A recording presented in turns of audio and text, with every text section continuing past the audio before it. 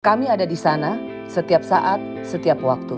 Kami datang jadi yang pertama, harus jadi yang tercepat, sekaligus jadi yang paling akurat. Saat COVID-19 menyerang Indonesia, kami tidak bisa di rumah. Kami ada di lapangan, ada di kantor, kami harus ada di banyak tempat untuk Indonesia. Anda di rumah, kami bekerja untuk Anda. Jadi Kompas bagi bangsa.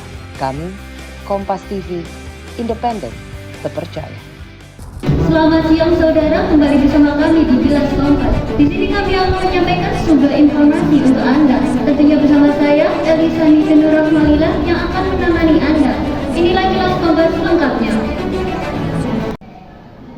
KPK menetapkan 3 tersangka dalam dugaan kasus korupsi pekerja migran Indonesia di Kementerian Tenaga Kerja dan Transmigrasi tahun anggaran 2012. KPK menegaskan penyusutan yang sempat menyeret nama Muhaimin Iskandar ini tidak ada sangkut pautnya dengan kondisi politik saat ini. KPK mengumumkan secara resmi penetapan dan penahanan tersangka dalam dugaan kasus korupsi di Kementerian Tenaga Kerja dan Transmigrasi. KPK menyebutkan kasus ini menimbulkan kerugian negara sebesar 17,6 miliar. Sejak Juli 2023, kasus ini naik ke tingkat yang penyelidikan. Tiga orang lain ditetapkan sebagai tersangka. KPK menyebutkan sistem proteksi PMI ini tidak berfungsi karena akibat korupsi. Selengkapnya akan disampaikan oleh Wakil Ketua KPK Alexander Marwata di dalam konferensi pers di gedung dipersilakan.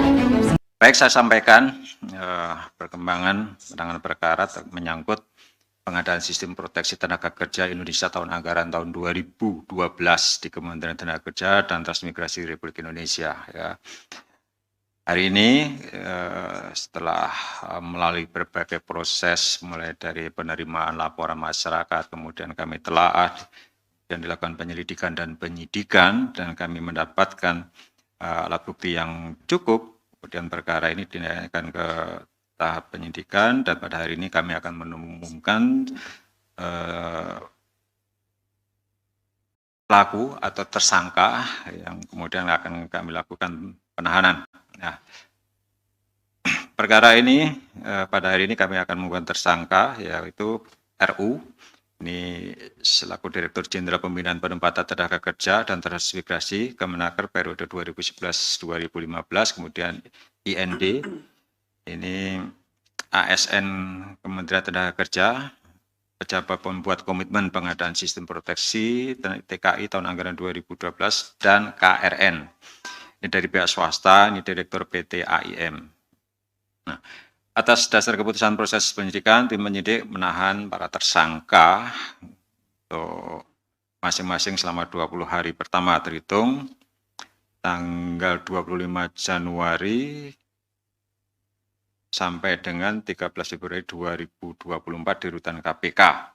Ini untuk yang RU dan IND, sedangkan untuk KRN hari ini belum kami lakukan pemanggilan, dan kami mengingatkan kepada yang bersangkutan untuk kooperatif dan hadir pada penjadwalan pemanggilan berikutnya. Jadi hari ini 2 tersangka yang kami putuskan untuk dilakukan penahanan. Adapun konstruksi perkaranya adalah sebagai berikut.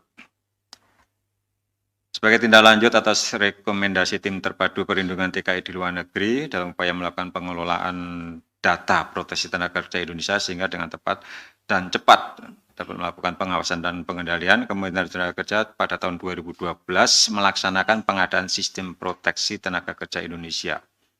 RU dalam jabatannya selaku Dirjen Pembinaan Penempatan Tenaga Kerja Kementerian Tenaga Kerja dan Transmigrasi selanjutnya mengajukan anggaran untuk tahun anggaran 2012 sebesar 20 miliar ke Dirjen Pembinaan Penempatan Tenaga Kerja. Selanjutnya IND dipilih dan diangkat sebagai penjabat pembuat komitmen dalam pengadaan tersebut.